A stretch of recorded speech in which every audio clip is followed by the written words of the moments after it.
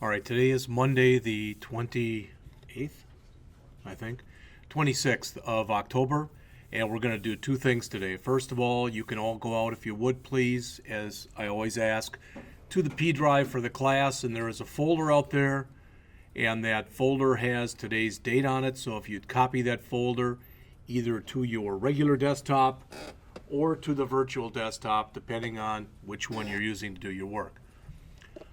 While you're doing that, let me just say I appreciate everyone who took the time to do course evaluations, regardless of what they said. Every single one was forwarded on to my boss. I looked at them first, then I forwarded them on.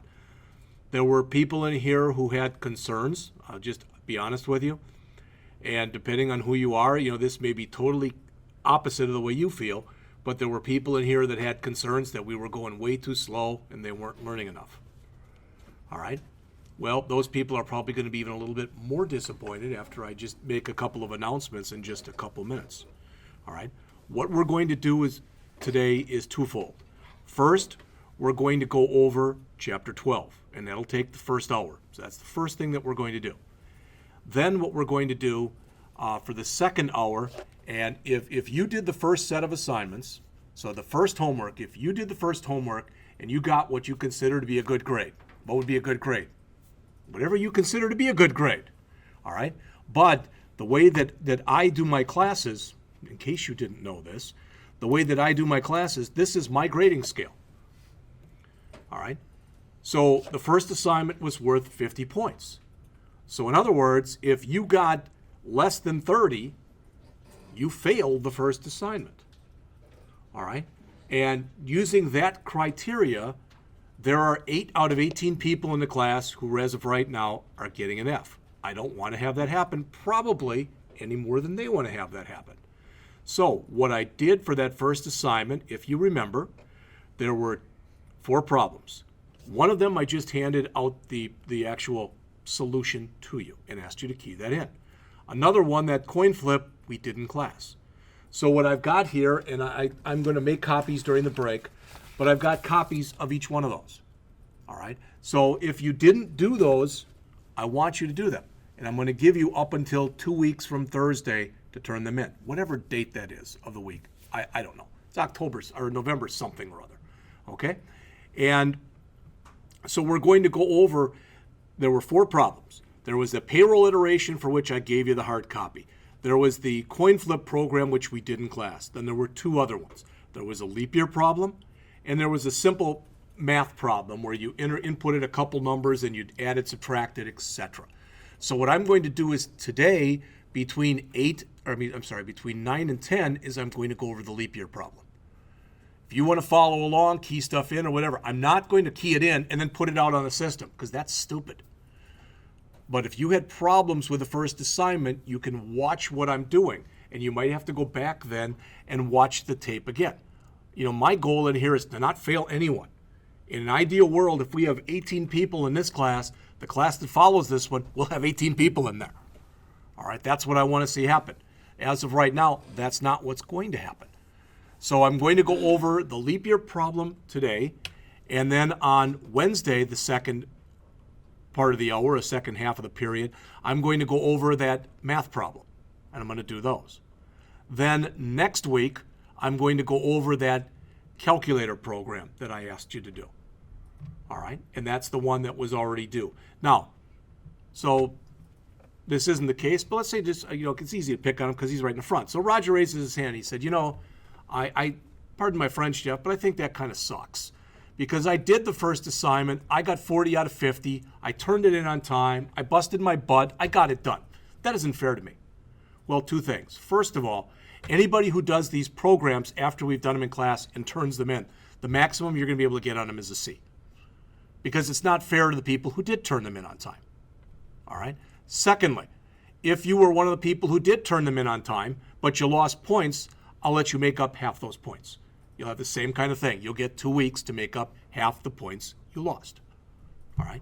Now, if it's me, if I got a 48.5, let's say, and some people did, out of 50, I probably wouldn't take the time to redo all that stuff for like 3/4 of a point. But everyone's different, okay? If you got a 49.5, and I don't think anyone did, I'm not changing your grade. I'm not going to change it from a 49.5 to a 49.75 or whatever. I'm just not going to do that. So it's an individual decision that you have to make. But the way I look at it is if it turns out that it's 2 weeks from Thursday and anyone right now who's running an F in here hasn't changed their grade, then they're probably going to end up with an F in the course. All right? All right, so let's go on. I do want to go over Chapter 12 today, and I want to go over Chapter 13 on Wednesday. Let me tell you, they're two of the driest chapters in the book, especially Chapter 13. Gotta hate that chapter. All right, but all Java books have a chapter like that in there.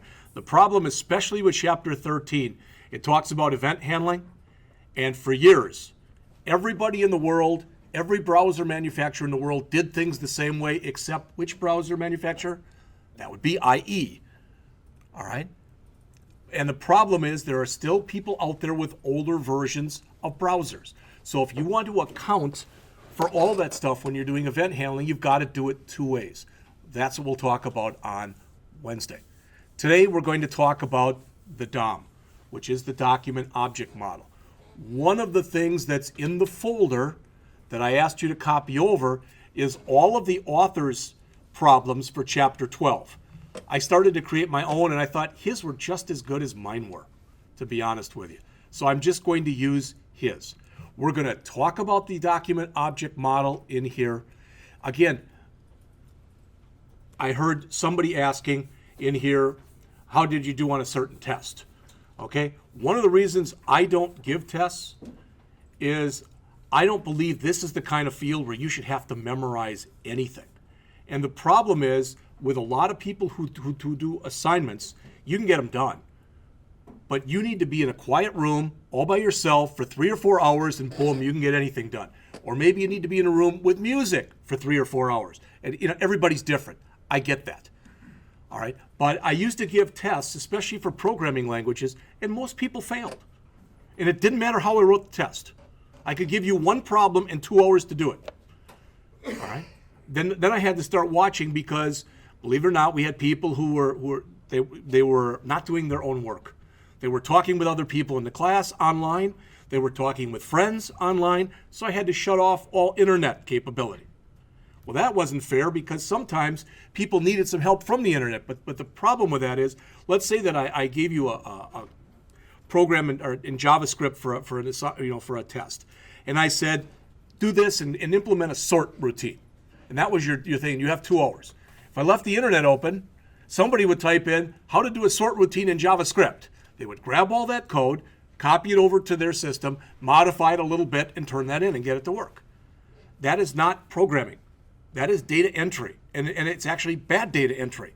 Because with true data entry, you are sitting there and keying in what you're told to be told, But if you're copying something and just making minor changes, you're not learning anything.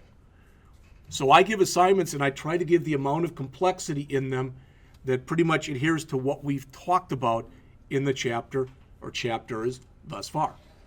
All right. So the first set of assignments were basically the material in about chapters 1 to 5 or so. And the second set of assignments were in what was in the book in chapters 6 to 11 or so. All right. So what we're going to do is we're going to go over chapters 12 today and then look at that leap year. Then on Wednesday, we're going to go over Chapter 13 and then look at that simple math thing. All right? So I have changed another version of this. But I said Chapter 12 in Homework 1, Chapter 13 in Homework 1. Next week, Chapter 14 in Homework 2, Chapter 15 in Homework 2. All right? Then for the rest of the semester, we are going to build a website as a class. So if you want to be eligible to pass this class, you have to turn in working copies of all the stuff for Homework 1, all the stuff for Homework 2, and as we start working on this website as a class, all of that stuff. I don't feel as an instructor that it's my responsibility to put stuff out there and then just make a copy of it, throw it out on the system, and assume that you're going to copy, do it yourself. Some people will and some people won't. All right, and some of the ones who don't might have really good reasons. I don't have time for this. I'm sick. My wife's sick. My kids are sick. Whatever. I get all that stuff. All right, And I know that there are people in this room that are going through a lot of hardships right now. I can understand that. What I'm trying to do is I'm trying to be as fair as I can to everyone. You may or may not agree with that. That's okay. That's your right. So when you fill out your final course evaluation, which isn't that long from now, but it'll be like in the middle of December, then write that down. That's, and it goes to my boss. If you say he's an unfair SOB, she'll see that. All right. All right. So I'm going to start right now then on Chapter 12. So I'm on page 193 talking about the document object model. All right. One of the reasons in the first semester that you take this class and the 157 class is, which is the website development XHTML CSS. So you've either got it online with me if you're a full-time student or you're taking with Jim Schmidt. Ideally, you're getting pretty much the same material regardless of who you're getting it from. But the point is, most of the stuff you do in the first year of the program concentrates on the browser side. And ideally, what you get out of those two classes in semester one is you get a foundational knowledge of the hypertext markup language, HTML, of CSS, cascading style sheets, and of JavaScript. All right. One of the reasons that I'm going to have us build this website as a class is we're going to continue on with that website next semester in the 167 class. All right. So probably wherever we get in the class, wherever it is, next semester I'll have to either key it in because we'll have people in this class, in the 167 class in spring, who right now are not in the class with me, they're in the class with Jim. So they won't have the website created. So I'll have to put something out there so that they can catch up, so to speak. All right. Now, one of the keys to being able to really use JavaScript to really, really manipulate a website is the use of the document object model. And I'm going to mention a couple things in here. I'm going to mention them right now just so you hear them. All right. And I'm just going to write these down, or I'm going to put these up here, a new thing, just so you see them. One is, one of the things that we're going to start talking about in this chapter, and it really, in my opinion, is one of the most important things, is it's something that's called GetElementByID. All right. Another one we'll talk about is GetElements by tag name. So you have to start to understand those. I'm going to explain them. There are examples that are given in the chapter. All right. You can look this stuff up online. However you learn it best. With some people, that's, well, Jeff, you have to take a sledgehammer and hit me over the head with it. And what I mean by that is sometimes people need to see it in 3, 4, or 5 different ways before it starts to make some sense to them. The concepts of being able to use this are important. But please, don't think, well, I'm going to memorize it. Don't memorize anything. But if you've got a problem with it, know where to go to get examples or to get a resource. All right? What you're going to do right now is you're going to see this stuff and you're going to see it in action, so to speak. One of the reasons I picked this book is I kind of liked where the author brought in jQuery. He brought in jQuery before he talked about the DOM, and he just introduced it. He gave you that one chapter on it. So now we're going to talk about the DOM, and with almost every example that he goes through an example of doing it via the DOM, and then he says, now this is how you do it in jQuery, just to show you the differences between the two. That's what I'm going to try to have you put into that website. It'll be a working website, and what I mean is, hopefully, and it's still, a lot of it still is up here, which is the worst place for anything to be. But with a lot of it, there's going to be, we'll show you how to do something in JavaScript using regular JavaScript programming and then do it again in jQuery. And there'll be a lot of examples like that. And then we'll add on to that in spring. The idea is by spring, we'll make it a very active site. We'll have a slideshow type of carousel and a bunch of other cool stuff, animation and whatever in it. All right. So the author says these are our objectives right here. Use the document object model. I'm just going to call it the DOM for right now. To retrieve elements from a document. All right. Create new elements in a document. Make changes to elements in a document. Remove elements from a document. So what we're talking about in here, and again, I have no idea if your instructor in the database class has mentioned this to you or not, but normally when you work with databases, one of the key things to being able to understand databases is an acronym that's called CRUD, which stands for Create, Read, Update, and Delete. All right? And most of the stuff you're doing in the, most of the stuff that you're doing in Access, you're doing it using the GUI interface. But hopefully one of the things that I've mentioned, but hopefully one of the things that's been mentioned also in your class, is there's also another view that you can have in there that's called an SQL view. And that SQL view shows you all this stuff. All right? Now, hopefully, when I go through this, if it doesn't make sense, hopefully you'll stop and ask me. But you've all done stuff like this, where you say input type equals text, okay, etc. But if you've come in here, if you've ever done this, because I typically tell people all the time, let's say that we're going to call it first name. So I say ID equals, not first name, all right, and we'll say name equals first name, okay? So my hope is you've all seen stuff that looks like this in one class or another, all right? Why am I even telling you that? The reason that I'm telling you that is this right here, that's what you're using here. So anytime you take an element that you're putting into or onto a web page and you give it an ID, you can conceivably go back then and use it using GetElementByID. And one of the reasons that that element name has to be unique is notice the name of the command. It's singular. It's not GetElementsByID, it's GetElementByID. All right, that allows you to pull a single element if it exists from a page and do whatever you want to do with it. All right. On the other hand, let's suppose I wanted to do something special. So let's say I came in here and later on my page I had input type equals submit. All right, and ID equals submit. Name equals submit, etc. So it would make a button. All right. And then let's say I had other buttons in here. Well, if I'm going to say get elements, in fact, let me give you a better example. Let's just say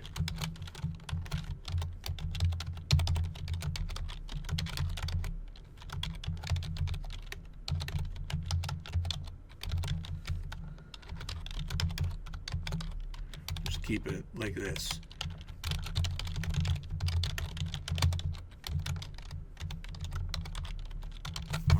If I want to be able to select all these paragraphs at one time and do something special, make them red, make them bigger, do something, then it'll be get elements by tag name, because the name of the tag is P. Does that make sense?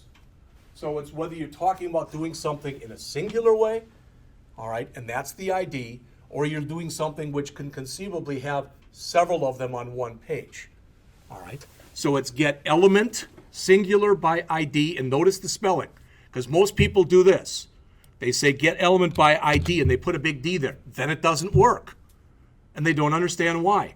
It's because in here, this is a case-sensitive function. All right? And there's also another one that's very similar to this. And it's get elements by class name. So you can do something similar with that. So there's a lot of this stuff. The reason I'm telling you this is typically when you want to start manipulating via the DOM, you're going to use one or more of these. All right, so I don't want to read to you. The DOM is basically, it's a hierarchical structure that allows you to manipulate web pages. All right, so if you come in here and you create a website, what basically ends up happening is kind of a pictorial representation of what you're creating gets created for you. All right. Now there's good stuff in here. They talk about level 0, levels 1 to 3. I'll let you read that. It's all historical in nature. The bottom line is the DOM has been around for a while, and DOM level 0, because that was the first one, is pretty much supported in every browser, regardless of how old it is. Some of the newer stuff only has limited support. And you may or may not be aware of this. I don't want to bore you with stuff any more than maybe I do anyway, but I want you to know that the way that this stuff works with the W3C, with the World Wide Web Consortium, they don't sit there and say, from now on, everybody's going to do this. That's not how that body works. What they do is they make what are called recommendations. And it's up to different browser manufacturers as to whether or not they want to adhere to those regulations. It's not like, you're driving down the street or you're driving down I-39 and it says 70 miles an hour, where you're expected to go, let's say, between 70 and 80. All right? What it is they give these recommendations. And then ideally, over time, all of the different browser manufacturers accept them. Then they become a standard. But that's how it works. All right? So it says there, the DOM is a tree. So you create a document that looks like this. We're not going to worry right now, and don't come in there and say, well, what about the doc type? You're missing some attributes. It doesn't matter. All right. The bottom line is when you type in this, the system creates this for you. That's the DOM that you see in that picture. It's a tree-like structure, and really they're making it much more complex than it even is. But what they're saying is, this is called the root node, so that's at the top. All right, so that's the main parent, whatever you want to say. And HTML has two children. It's got a child named named head, and it's got a child named body. And you can see it also has 4 great-grandchildren, 3 great-great-grandchildren, etc. We're not going to care about that so much. All right, but everything goes down to where there's nothing left.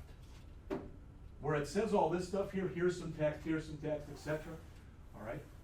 Those are typically just referred to as text nodes. It's just showing there's some text there. It doesn't go any further.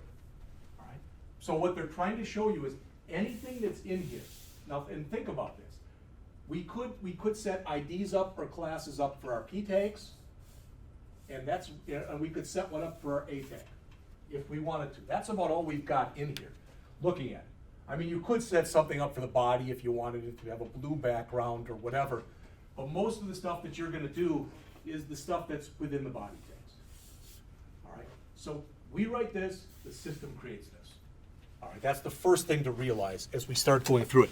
And it's not that it creates that, you can print that out. No, it creates it so that you can manipulate it. That's the DOM. And they're mentioning, when you work with a DOM, be aware of the distinction among retrieving elements, setting them, etc. This is the power of the DOM, is to be able to go in there and modify the elements that it's showing. That's what I believe the author is trying to mention to you. The stuff that's in here, all this stuff that's in here, they're basically referred to as nodes, N-O-D-E-S. So that's a title node, there's a paragraph node, there's a paragraph node, there's a paragraph node, there's a text node, etc. But they're referred to as nodes. And the reason that term is important is a lot of the different functions and stuff that you use for the DOM have the word node in them. Okay? So the author mentions right here, working with nodes. I'm up to page 196. So he starts talking about it. He says the elements, again, are referred to as nodes or node objects. Okay? It says, in the same way you work with methods in the DOM, you've got parent-child type of relationships in here. And this should all make sense to you. One of the reasons it's shown like this is what it's saying is HTML is the head, is the parent of head, or head is the child of HTML. That kind of an idea. So this looks like a hierarchical kind of relationship, but in some ways it actually kind of looks like a family tree. All right, except typically at the family tree you'd have both a mother and a father. Here we're not concerned. We just have one thing at the top that says HTML, and again, that's your root node. Anytime you've got something at the bottom here that does not have anything under it, notice that with eventually everything does not have something under it. So title, here's some text, and W3, those are all referred to as leaf nodes, L-E-A-F, meaning that there's nothing else underneath them. All right? So they start talking about how you can retrieve stuff that's in here. And that's the two terms that I had you mention, or I had you look at before. So it says this section examines two of the primary methods used to retrieve elements: GetElementByID and GetElements by tag name. Hopefully when I put them in, and we'll check real quick to be sure, but hopefully when I put them in, GetElementByID, yeah, GetElements, well, I had the tag name here. All right, so it looks like they were spelled correctly. Remember, the case is going to matter in here. If you put it in and you goof up the case, probably nothing will happen. All right. So as they mentioned right here, the GetElementByID is the workhorse, meaning it's the one that quite often you'll use the most often. Okay. So notice what they've changed in here. They've got the same stuff in here as before, but look at what I've got here that's in blue now. They've added an ID. And the ID is called W3 link. And then later on in their code, they're saying var A1 equals document dot GetElementByID, and then that W3 link. Why would you do that? Well, now, rather than having to refer to this kind of ugly thing, you can just call it A1. All right? So if we want to manipulate that, if we want to change its color or change something else about it, now we can change A1. We didn't have to do that. We could have just kept saying document.getElementByID and then in parens inside of double quotes W3 link. We could have done that. All right? But the chances of making a mistake are much greater typing something like this than it is typing something like this. Now, A1 is not really a great name. I mean, they're using A in there for anchor, and it's the first anchor that's on the page, and that's why I think they're using A1. All I'm telling you is once your page starts getting more and more complex, if you've got a lot of A1s and H this, and just, it's going to be very hard for you to remember what goes with what. All right, that's just human nature. At least it is for me. All right. So, as it says, all HTML elements that you create support IDs. Any one that you give an ID to, it will now become retrievable by using the GetElementByID method of JavaScript. All right, and that's what he's starting to get to in here. So if we look at the code, and again, I'm not going to say that these are the greatest examples in the world. They're not. But what's important in here, it's like, who'd ever write this? Here's some text, here's some. That's not what's important. What's important is that you realize he's starting to add IDs to all of this stuff in there. So he can come down later and he can take all of those and use GetElementByID with them. That's what's important for you to realize and understand. All right? So he says, fine. So you've got this stuff. Now that you've got it, what might you want to do with it? It says, for example, you can access the attributes by retrieving the value of the href. So he comes in here and he uses this. var A1 equals all this stuff, and then alert A1.href. So what he's doing is he's saying, grab all the stuff that's in here, everything between the double quotes, but not including the double quotes. So here it's the http://www.w3.org, and that's what's going to be alerted right there. All right. So anything that's in an anchor tag, I can now manipulate, and I can now manipulate it using A1. That's the important thing to understand. All right, and once you've got the ability to take anything that's on a web page and do whatever you want to do with it, there is no more power that you get in web programming than that. All right, and you can do it this way by using straight JavaScript, or as he'll show in many of the examples, you can do the same thing using jQuery. The advantage of using jQuery, in this case there wouldn't be any because there's not much code here. But as you get more and more complex stuff, sometimes this is going to be 5, 10, 15 lines. And in jQuery, you can often do it in 1 to 3 lines. So it's brevity. All right? So does it make sense to people that what we're saying here is what we want you to alert here is the href portion of A1, and A1 is W3 link, which is this. So that's what we're saying, is show us that. And you notice that's exactly what's shown there. Okay. Okay? So you might say, that's fine. Why would I ever want to use something like that? Well, it would be possible that I could check that particular href before I sent someone there. Why would I want to do that? Well, first of all, I could check to see whether or not it even exists. Second of all, let's say this was a site for kids. I could check to make sure I could have certain sites that were banned because they were considered, too explicit for kids or whatever. But anything I want to do with this, I can now do using that A1. All right, that's the key thing to realize. What's that? Oh, I thought somebody said something. Okay. All right.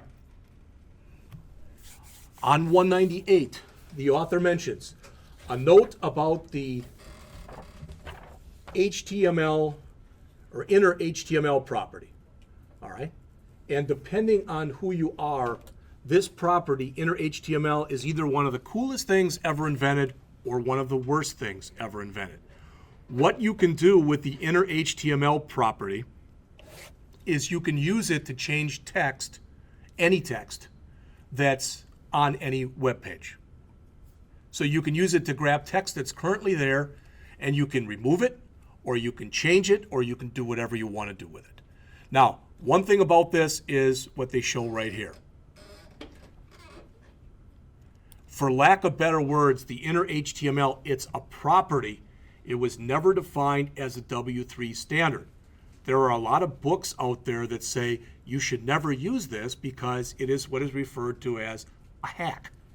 It's something that someone added to be able to do something they wanted to do, but it's not approved by the, quote, governing bodies that allow you to approve it. All right? Technically, there's nothing wrong with using it. All right? So what they have here is they say, okay, we've got this, we're going to call this thing P1. And what we're saying is go ahead and find whatever that ID was that said some text. So that's right here. So P1, if we alert that, this should make sense to everybody in here. If we alert that, that should say, here's some text. That's all we're doing right there, is we're saying, okay, we set up some paragraph tags. One of them has an ID called some text, and its current text, what it currently holds is, here's some text. Then in our JavaScript, we're saying, okay, grab that ID of some text, okay, and put it into P1, then do an alert of whatever stuff is in there between the P tags. So it prints out, here's some text. Then in the next line here, it says, we don't like that. So notice here, we're printing out its current value. Here, we're saying change text. So what we're saying to do right there is to change the value, here's some text, to change text. So we're manually doing it by manipulating the inner HTML property.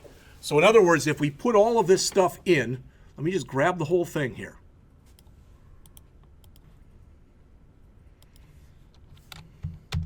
All right, so that's everything as of right now. I'm going to just put it on the desktop, and I'm going to call it a bad name, inner HTML.html. All right, bad name and that, okay. So if I go and run this right now, here's some text, okay? Hopefully that makes sense, all right? But now notice how it changed the change text. See that? We manually changed it by using the inner HTML property. And I didn't even have to come in here. I mean, I could have done this afterwards. After we changed it, I could have come in here and done another alert. But you'll notice again when we run this, here's some text. Okay, as soon as we click OK, change text, and there it is. So we manually went in and we used a quote kind of rogue property in here to change things. But inner HTML is very powerful. Since it never was accepted as a W3 standard to some people, it should never be used. All right, you say, well, what do you think, Jeff? Whatever you need to get something to work. All right, I'm not saying it's good, I'm not saying it's bad, I'm saying I'm not the one to make decisions like that.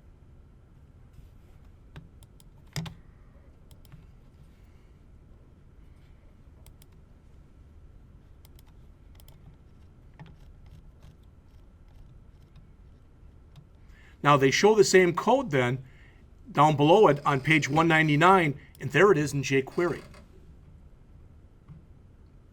So it's an alert, sometext.html. Notice what's never in here. Inner HTML. You should never have to use inner HTML with jQuery because jQuery has its own HTML method, and that's more universally accepted. Now, this isn't buying you a lot in here because the examples are pretty easy, but the more you go in and you start manipulating things with regular JavaScript and you go back and do the same thing with jQuery, normally what you're going to find is there's a lot less code that you're writing with jQuery. And jQuery, their whole mantra is write less, do more. That's the whole idea behind it. You're going to get the same result when you run this one. All right? Okay, so that was a very quick look at the GetElementByID. So now let's go and look at the retrieving by tag name that starts on page 200. Again, the GetElementByID works well when you're retrieving only one or just a few elements, but it can be really bad if I've got 55 paragraphs, let's just say, and I want to be able to change all of them in one swoop, and I give each one of them their own ID. It's kind of poor to be able to sit in there and do GetElementByID 55 times.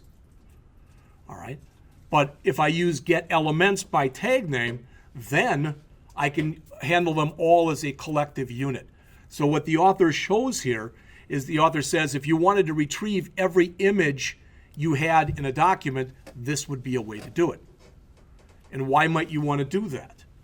All right, maybe there's some kind of a setting in here. Remember what you have with images.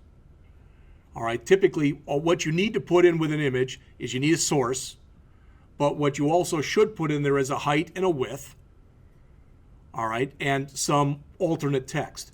What if every single image, I was 100% sure, every single image that was on my web page was, let's say, 100 by 200 pixels, every one. It would never fail.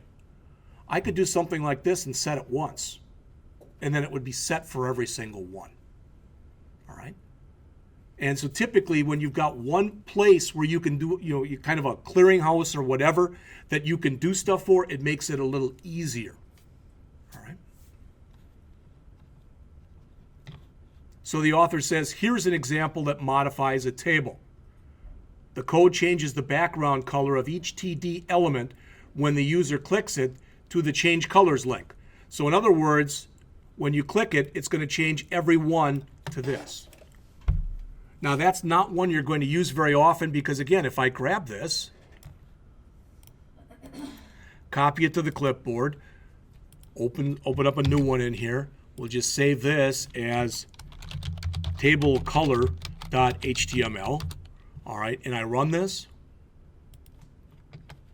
click to change colors. It's pretty obvious what just happened there. But a lot of times when you've got a table, you're not going to want that. What you're going to want is you're going to want every other row to change.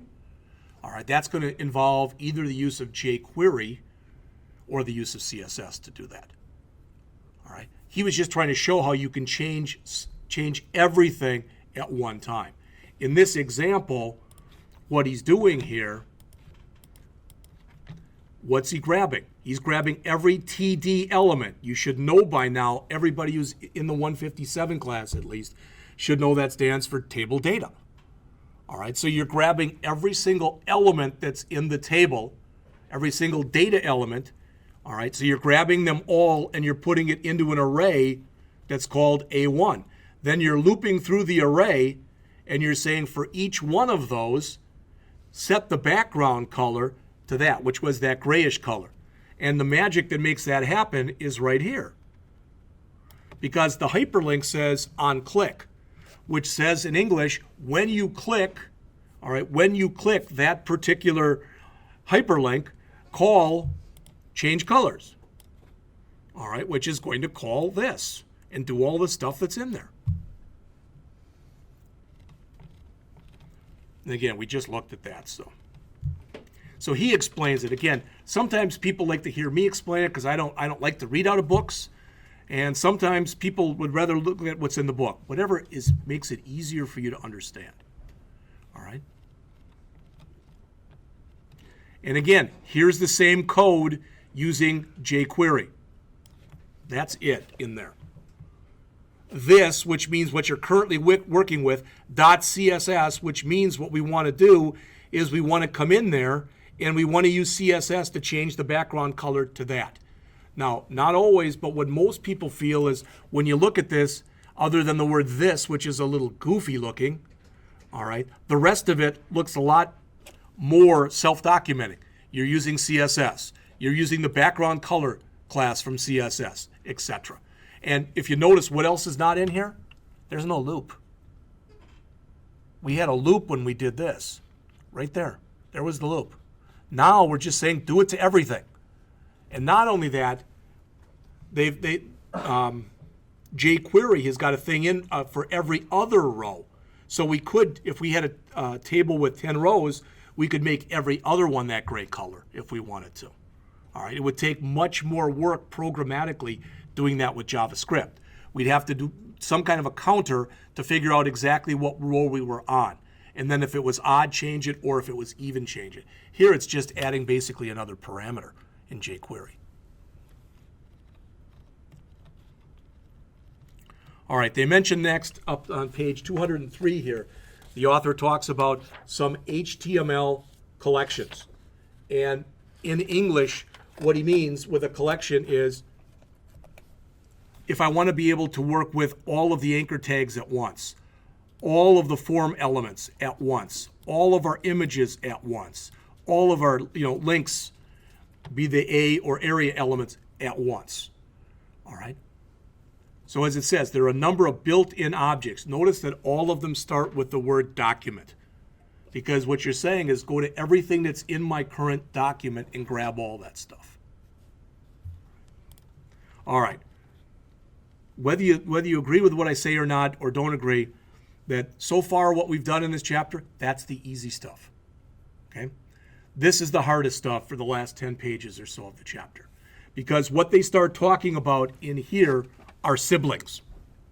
So as it says, JavaScript contains methods and properties for working with parent and child. I already told you that at the top, that was the root.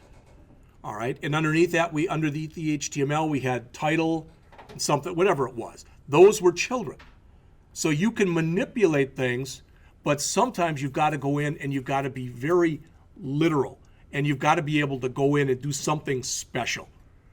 And you end up using a lot of these different node functions. I will tell you, all right, if I come in here, for example, and type in HTML DOM node functions, something like that, I'm going to get not only W3 schools, but there's other ones that are in here. But for example, if I go out here, they're going to explain all this stuff to you. See that? Our book does this in 10 pages. In here, they've got an example of each thing that's in here. All right? We're not going to be able to write a website and go through every one of these, whether it's this semester or next semester. But what we're going to do is try to hit the ones this semester, try to hit the ones that are the most generic, but the ones you'll use probably the most often. And then we'll go into some of those into more depth and breadth of coverage next semester. That's the plan. So some of these should make sense. All right, it says there's a parent node property to find the parent. All right, there is a next sibling. So if you go through things that are at the same level, all right, and I'm going to do this. Hopefully what I'm about to do isn't a mistake, but we'll find out.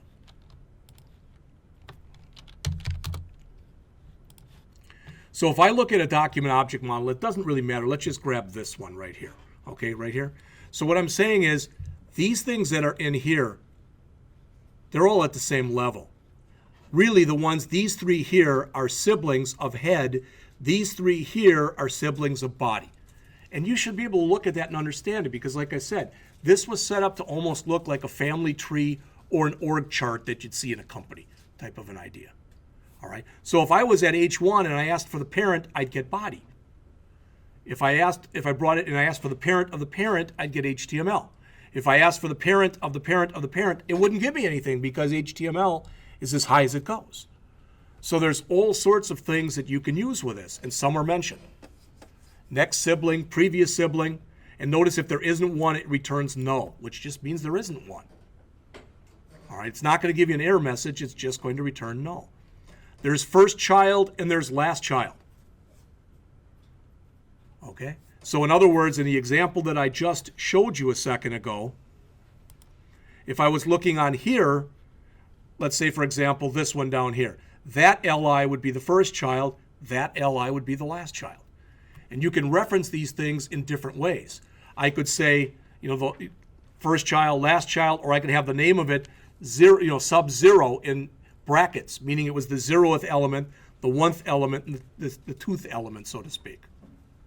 All right? So there's a lot of different ways that you can reference the same stuff. All right. It says here, sometimes when first programming with JavaScript, you might not know what attributes are available for a given element. So he writes this generic thing in here. All right. And again, I'm just going to grab what he's got.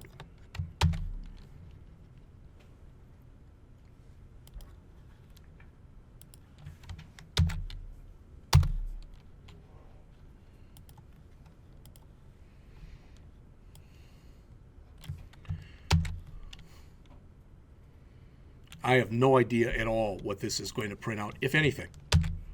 All right. But I'll save it, and I'll just call it attributes.html, and then run it. This is that guy's website. This is everything he's got out there and what they're set to. Now, you'll notice that most of the stuff isn't set to anything, so it just says no.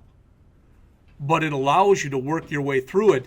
That's not what's important, but what's important are the different things here before the colon, because those are all things you can potentially set in there. That's what he's trying to show you. All right? And you've seen me do something like this, or hopefully at least you have in the past. What doesn't like here?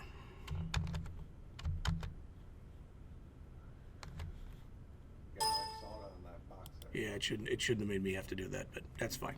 That's where he got it from. So this was all the stuff that was in here. All right.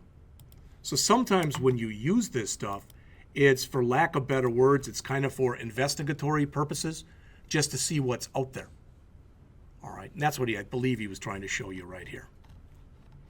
Again, you saw we had the same thing. Now, when you do this, you'll notice, and I've mentioned these terms before, so I'm going to say them again here. And that is, when you're doing this stuff and you're working with different kinds of attributes, you can do what's called either a set attribute or you can do what's called a get attribute. And we have talked about this before. And the example that I gave was, I think I said, if I come into class the first day and Roger's the first guy here, I say, how you doing? What's your name? And he says, Roger. That's a get attribute. I'm asking him a question. He's giving me information. It's very similar in databases, like doing a select statement. But the day Roger was born, when they asked Roger's parents, what are you going to name him, that was really the only time they did a set attribute on his name. Unless he decides that somewhere along the line he wants to legally change his name. And if he's never going to change it, you're only doing that set once. But you could conceivably do the get thousands of times. And in much the same way, the author is talking about that here. You can use get attribute to retrieve a value of an attribute and set attribute to set a value of an attribute. So he shows examples of each one right there. So here we're setting the value of an attribute to Microsoft. It originally was this. It was brain GeoLink. That was it. But we're going back in here and we're resetting it to Microsoft. So that's a set. Then we do a get on it to give it to us. So notice it said that originally, but we changed it, and now it says this. Getters and setters are important in many programming languages. All right. Next semester, if you take the beginning Java class, much of the Java class talks about setters and getters.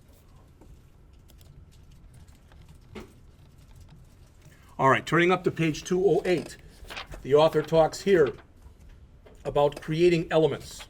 This is really the last part of the chapter. There's 3 or 4 pages left. So bear with me and we'll take a break. All right. So when you're creating elements, it says you can add elements to a document using the DOM. Again, there are other ways of doing it, but the DOM is pretty much the standard way of doing it. Okay? And it says you can use something called create element. So what I'm saying is on my web page here, I want to create a new paragraph. And that's what that'll do.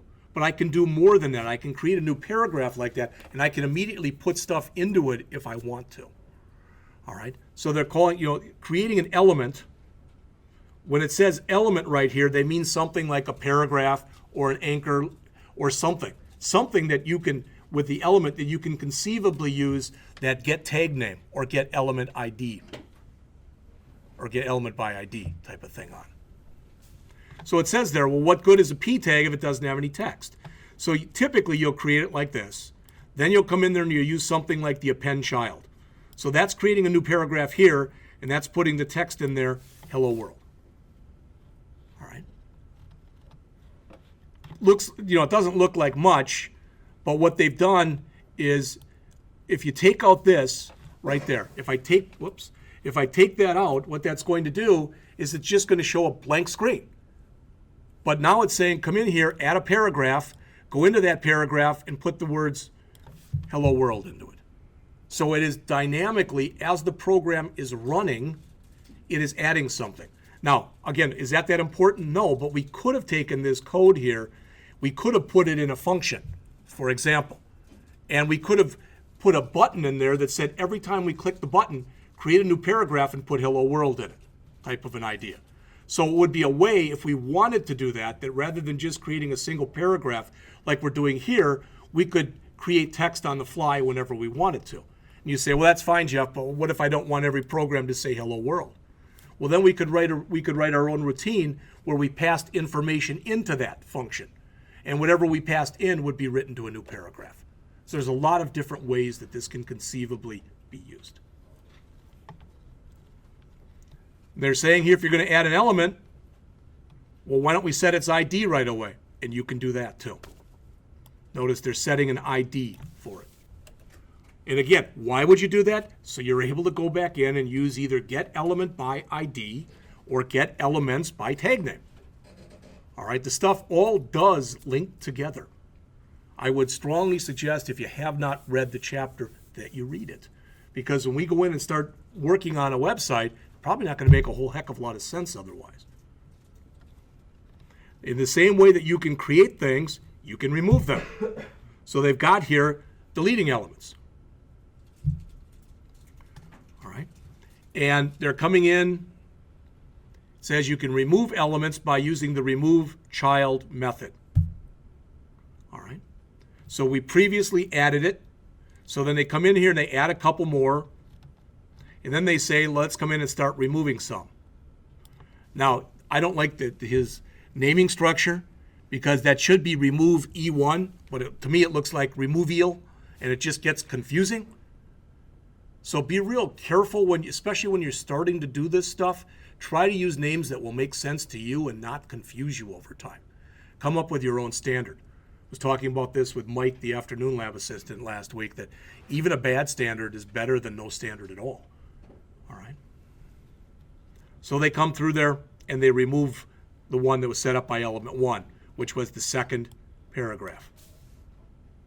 So you can dynamically add it, you can dynamically remove it, or you can add it in a non-dynamic way and remove it dynamically, or vice versa. So there's a lot of different combinations and ways you can do this stuff.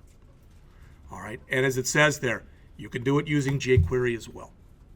So that's it for this chapter.